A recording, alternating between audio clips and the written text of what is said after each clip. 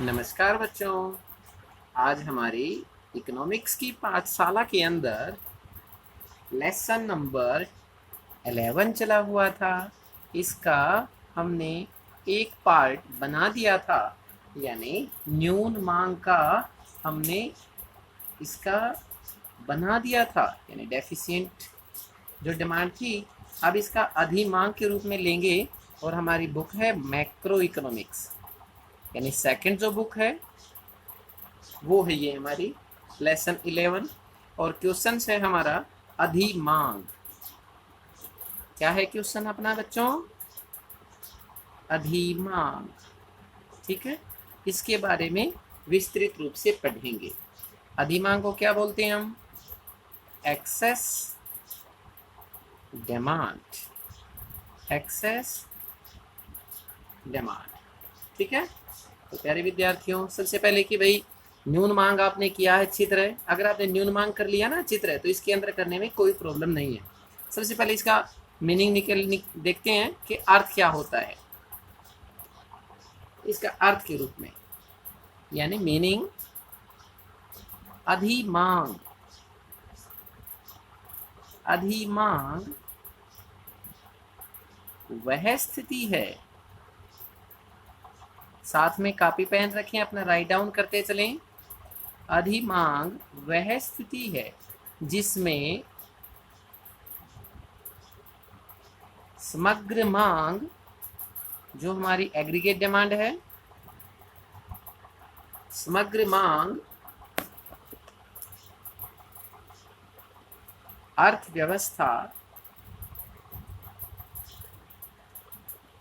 अर्थव्यवस्था में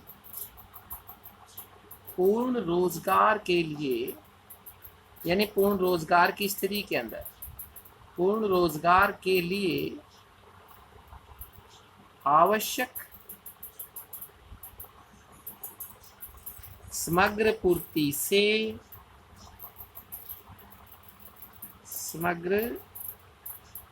से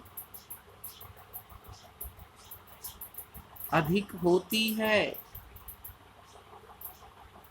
प्यारे विद्यार्थियों समझो इसको, यानी अधिमांग वह स्थिति है जिसमें समग्र मांग, जो एग्रीगेट डिमांड होना चाहिए हमारा अर्थव्यवस्था के अंदर, जो परफेक्ट एम्प्लॉयमेंट है उसके अंदर, यानी जितना भी हमने पूर्ण रोजगार की स्थिति के अंदर जितनी हमारी समग्र मांग होनी चाहिए वो आवश्यक समग्र पूर्ति से ज्यादा है। यानी हम इसको इस प्रकार लिख सकते हैं, यानी AD is greater than AS, यानी एग्रीगेट डिमांड ज्यादा है एग्रीगेट सप्लाई से। एग्रीगेट डिमांड ज्यादा है, एग्रीगेट सप्लाई कम है, यानी सप्लाई से डिमांड ज्यादा है। और किसके रूप में है ये? पूर्ण रोजगार के रूप में। पूर्ण रोजगार के रूप में। ठीक है, पूर्ण रोजगार के लिए पूर्ण रोजगार की स्थिति है, उसके अंदर हमारी डिमांड ज्यादा है, सप्लाई कम है। तो आपको पता होना चाहिए इसके अंदर क्या होगा। अगर डिमांड ज्यादा है, सप्लाई कम है, तो हमें पता है इन्फ्लेशन की स्थिति आती है, यानी महंगाई बढ़ जाती है। ठीक है, अब ये जो एडी है एएस से ज्यादा है, इसकी भी दो स्थितियां होती हैं। जो आपने न्यून मांग की ना, इसमें भी दो स्थितियां हैं। कौन सी दो स्थितियां हैं? फर्स्ट, दिखाई देता है? हाँ, कर देते हैं इसको चित्र। अर्थव्यवस्था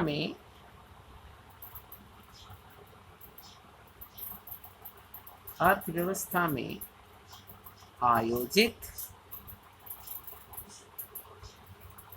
समग्र मांग का स्तर पूर्ण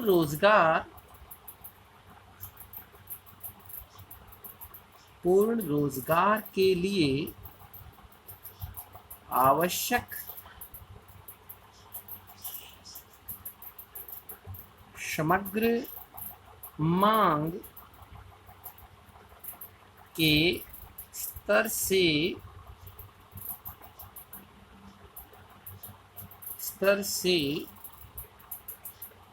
अधिक हो जाता है। यानी अर्थव्यवस्था में जितने भी हमें समग्र मांग का जो स्तर है पूर्ण रोजगार के ऊपर, इसके लिए जितनी भी समग्र मांग होती है उससे अधिक होता है। यानी हमारी जो वास्तव में समग्र मांग है और जितनी हमारी समग्र मांग चाहिए उससे जो टोटल समग्र मांग हमारी आवश्यक है उससे ज्यादा हो जाती है डिमांड। यानी AD is greater than AD. समझो बच्चों, यानी हमारी अर्थव्यवस्था के अंदर जितनी समग्र मांग का स्तर है पूर्ण रोजगार के लिए, जितनी हमारी समग्र मांग चाहिए उसके स्तर से अधिक होती है। यानी हमारी समग्र मांग, जितनी हमारी समग्र मांग चाहिए थी उससे ज्यादा हो गई। यानी हमारी डिमांड जितनी हम सोच के चले थे ये इतनी डिमांड होगी, हमारी डिमांड उससे बढ़ जाती है। ठीक है, एक तो स्थिति ये आ गई। दूसरी हमने अभी अभी आपको बताया है, चलो वो पॉइंट दोबारा लिख देते हैं। यानी समग्र मांग का स्तर पूर्ण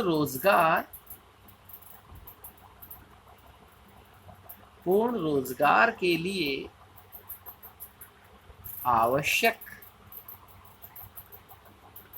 समग्र पूर्ति से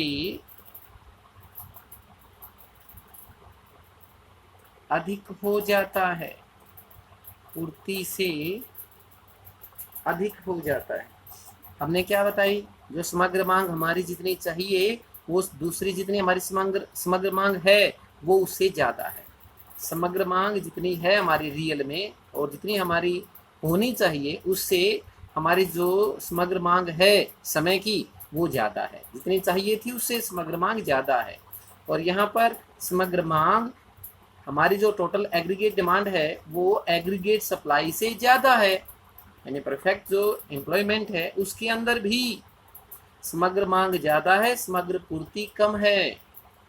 ठीक है, तत्पश्चात आपको पता है यानी जितनी डिमांड चाहिए उससे ज्यादा डिमांड है, जितनी पूर्ति है हमारे पास डिमांड उससे ज्यादा है, तो आपको पता है कीमतें बढ़ेंगी। क्या बढ़ेंगी इसमें? कीमतें। इसको एक छोटे से डायग्राम से आपको समझा सकते हैं। ये डायग्राम बड़ा इंपॉर्टेंट है बच्चों, बहुत आसान है, बहुत आसान है ये डायग्राम। आप इसको अच्छी तरह एक बार देखते ही बना सकते हैं। 0 ये x पॉइंट आ गया हमारा, ये y पॉइंट, ये ओरिजिन पॉइंट होता है, O पॉइंट हमारा। ठीक है, ओरिजिन पॉइंट। और ये हमारा AS के रूप में, ये ऐसे कैसे मोड़ दिया सर आपने? यानी यहाँ पर हमारा जो रोजगार है वो कंप्लीट हो जाता है।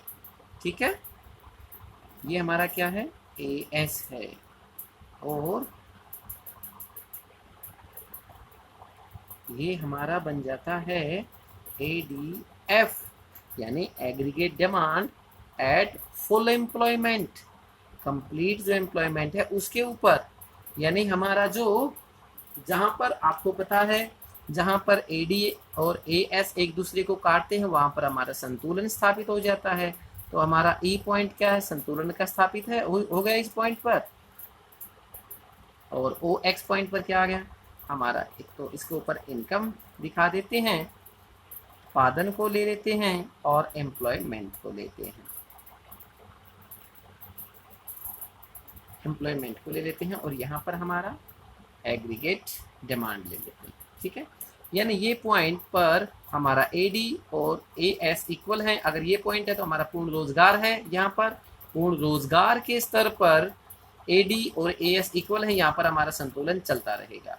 लेकिन अधि मांग के अंदर यहाँ पर हमारा संतुलन नहीं है, हमारा संतुलन यहाँ से आगे बढ़कर ADE पर आ गया है, यानी aggregate demand eight excess demand, यानी हमारा संतुलन यहाँ है।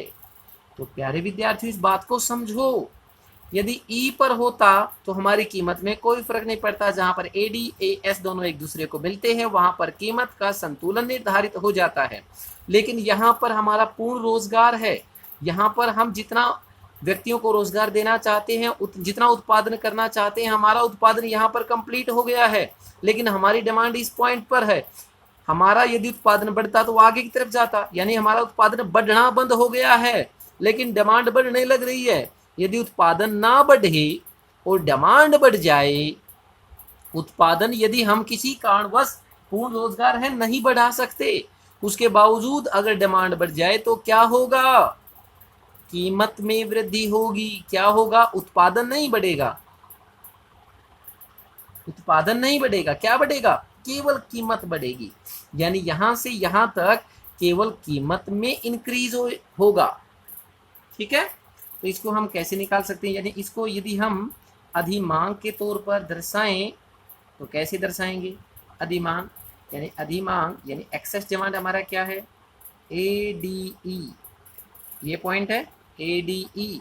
अगर इसके अंदर से ADF सब्ट्रैक्ट कर दें तो ADE के अंदर से ADF निकाल दें तो F और E प्राप्त हो जाएगा ना हमें।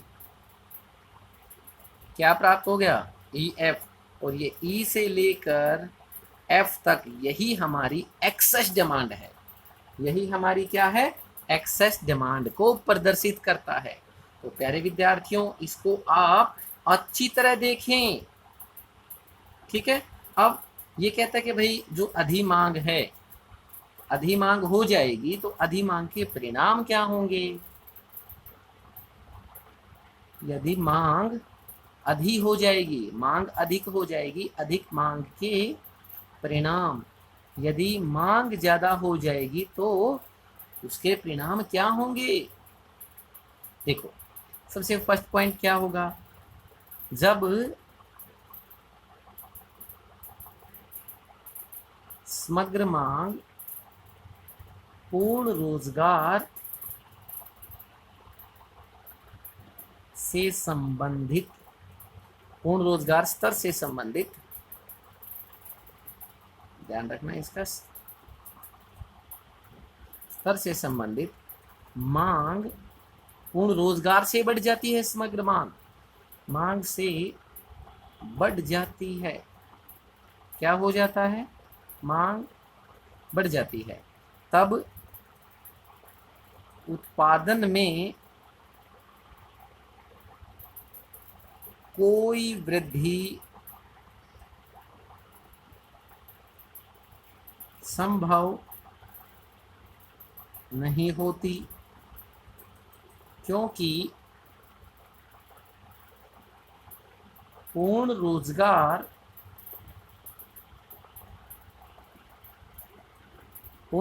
स्तर के पश्चात उत्पादन स्थिर हो जाता है। उत्पादन स्थिर हो जाता है, यानी अगर पूर्ण रोजगार हमें प्राप्त हो गया तो इसके बाद हम उत्पादन नहीं बढ़ा सकते। हम उत्पादन यदि नहीं बढ़ाएंगे तो क्या होगा? जब वस्तुओं और सेवाओं का, जब वस्तुओं इस पॉइंट से आगे चल रहे हैं, जब वस्तुओं और सेवाओं का प्रवाह स्थिर रहता है,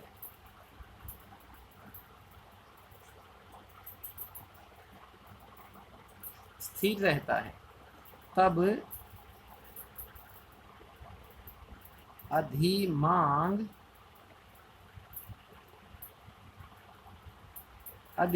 की स्थिति में समग्र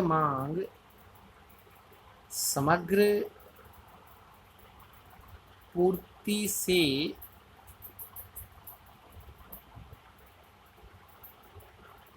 अधिक हो जाती है, अधिक हो जाती है।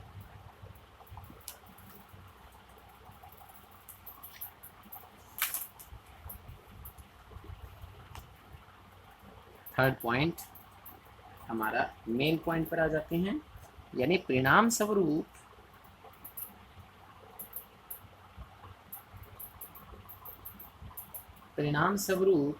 मुद्रा स्फीति की स्थिति उत्पन्न हो जाती है, और यदि मुद्रास्फीति होगी, मुद्रास्फीति के कारण यानी महंगाई बढ़ेगी,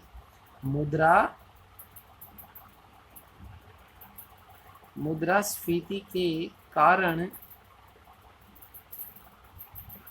उत्पादन की लागत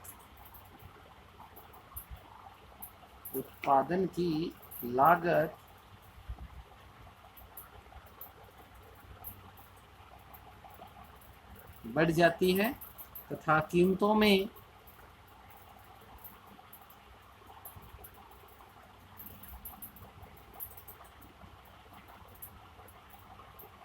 और अधिक वृद्धि हो जाती है।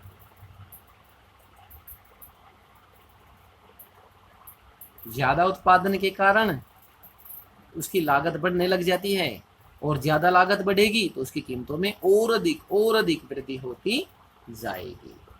तो प्यारे विद्यार्थियों, यहाँ तक हमारा अधिमांग कंप्लीट हो जाता है, लेकिन कई बार एग्जाम के अंदर अधिमांग ना आकर इसके साथ साथ सफीतिक अंतराल आ जाता है।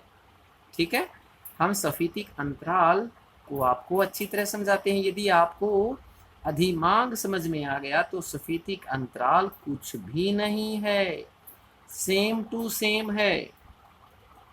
सफीतिक अंतराल और इसका माप या तो अधिमांग आ जाए या सफीतिक अंतराल आ जाए, आपको डरने की आवश्यकता नहीं है। दोनों की दोनों चीजें एक जैसी होती हैं। थोड़ा सा ध्यान रखना है, इसके अंदर बहुत मामूली अंतर है। देखो भाई, यानी सबसे पहले सफीतिक अंतराल होती क्या है, पहले इसको थोड़ा सा बताएं, उसके बाद आगे स्टार्ट करें। सफीतिक अंतराल को पूर्ण रोजगार के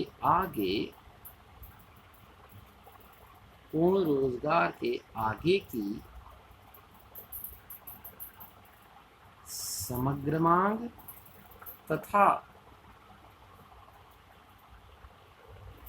पूर्ण रोजगार वाली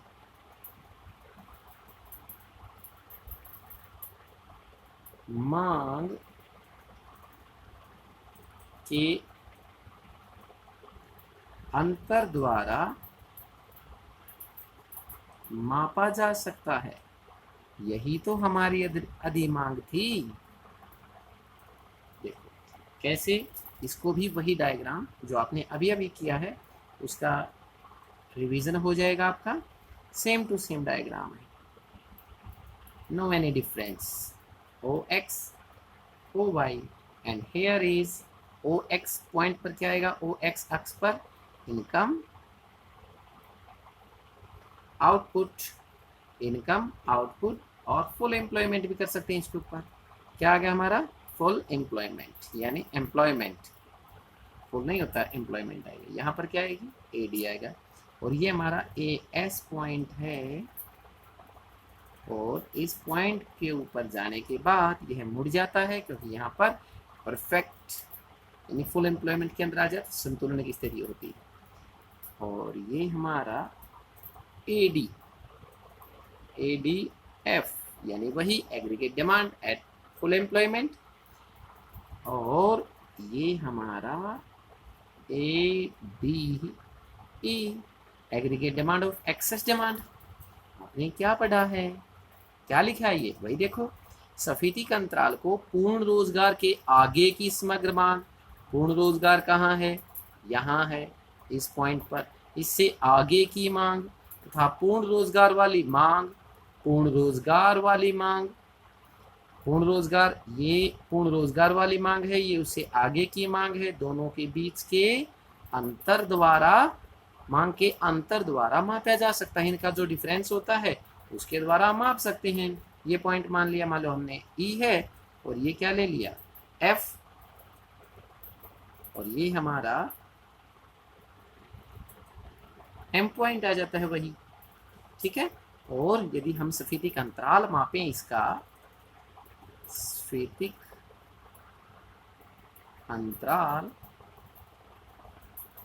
इक्वल टू, यानी पूर्ण रोजगार के आगे की समग्र मांग, पूर्ण रोजगार के आगे की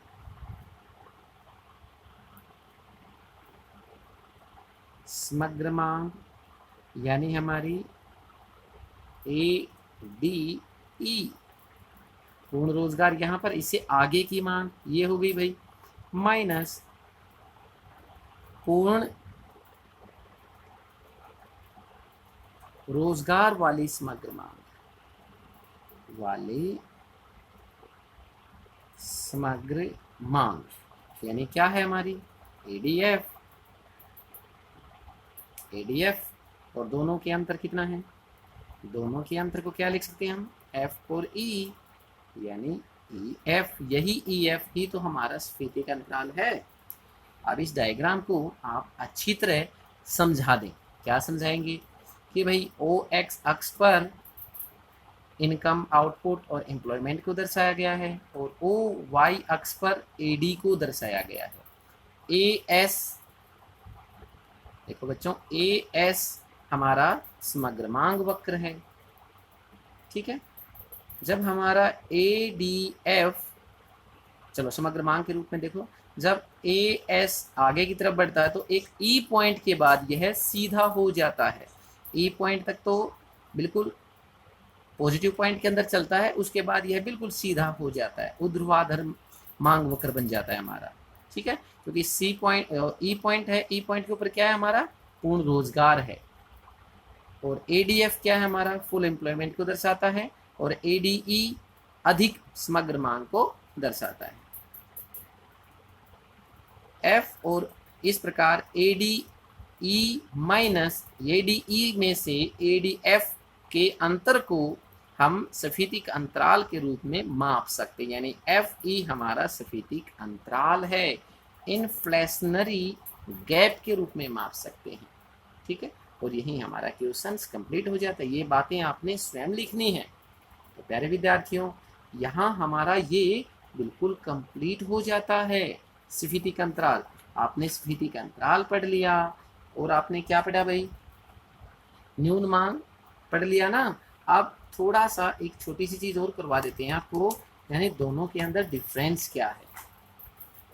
दोनों के अंदर यदि एग्जाम के अंदर न्यून मांग और अधि मांग के अंदर, न्यून मांग तथा एग्जाम में यदि ऐसे आ जाए तो,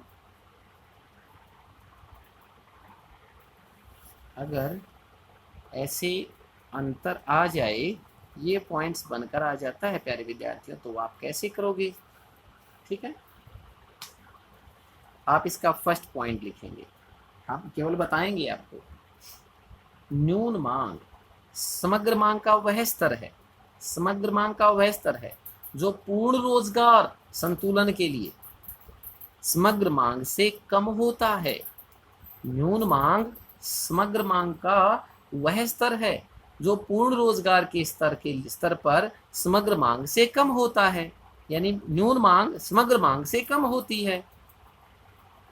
समग्र मांग यानी न्यून मांग क्या है, जो हमारी जो मांग चाहिए समग्र मांग का स्तर, और जो टोटल हमारा एग्रीगेट डिमांड है उससे समग्र मांग कम होती है, वही हमारी न्यून मांग हो गई। इसी के अंदर अधि मांग, हमने जो फर्स्ट पॉइंट लिखा था, आपने अभी देखा होगा, हमने जो फर्स्ट पॉइंट लिखा था ना, ये पॉइंट इसी के रूप में, समग्र मांग का पूर्ण रोजगार स्तर पर ये अधिक मांग, मांग समग्र मांग से अधिक हो जाती है, और समग्र मांग से कम हो जाती है। समग्र मांग से कम हो जाए तो न्यून मांग, समग्र मांग से अधिक हो जाए तो अधि मांग। फर्स्ट पॉइंट हो गया। सेकंड पॉइंट हमारा ये समग्र पूर्ति के रूप में लिख सकते हैं। न्यून मांग समग्र मांग का वह स्तर है जो पूर्ण रोजगार के लिए आवश्यक समग्र पूर्ति से कम हो जाता है। ये लिखेंगे तो न्यून मांग हो गया। और समग्र मांग का स्तर पूर्ण रोजगार के लिए आवश्यक समग्र पूर्ति से अधिक होता है। अगर ये कम लिखेंगे तो न्यून मांग हो गई, अधिक लिखेंगे तो अधि मांग हो गई। एक पॉइंट, समग्र मांग से कम और समग्र मांग से अधिक, समग्र मांग समग्र पूर्ति से कम और समग्र मांग समग्र पूर्ति से अधिक, ये 2 पॉइंट्स हमारे कंप्लीट हो गए। ठीक है, first and second points complete हो गए। इसको आप अपने आप लिखें, हमने ये लिख रखा पहले। एंड थर्ड पॉइंट, न्यून मांग की स्थिति में क्या होता है? न्यून मांग की स्थिति कौन सा अंतराल पाया जाता है? अवसफितिक अंतराल पाया जाता है। अवसफितिक अंतराल पाया जाता है। और अधिमांग की स्थिति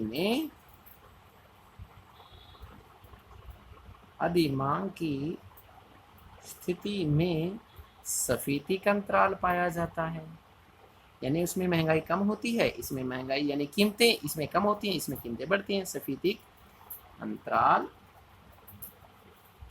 पाया जाता है। ठीक है, फोर्थ पॉइंट ये सफितिक अंतराल के रूप में हो गया। आप कीमतों के रूप में लिख दें। न्यून मांग की स्थिति में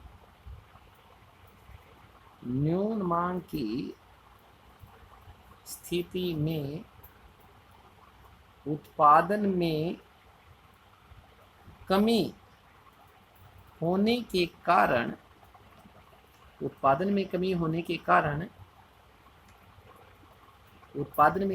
के कारण कीमतें कम होने लगती हैं,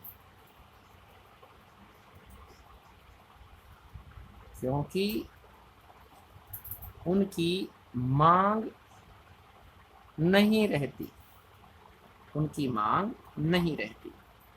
और इसके विपरीत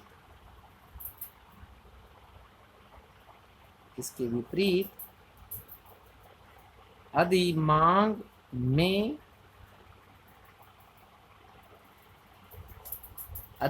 में कीमतें लगातार बढ़ रही होती हैं।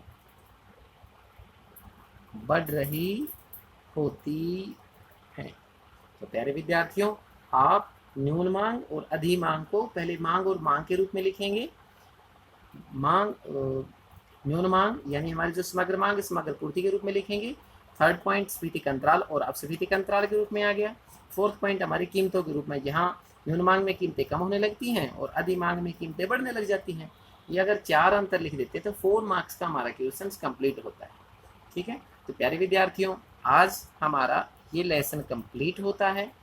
आशा है आपको अच्छी तरह समझ में आ गया होगा। इसको अच्छी तरह तैयार करें और आगे की पढ़ाई करें। तब तक के लिए have a good day, have a nice day.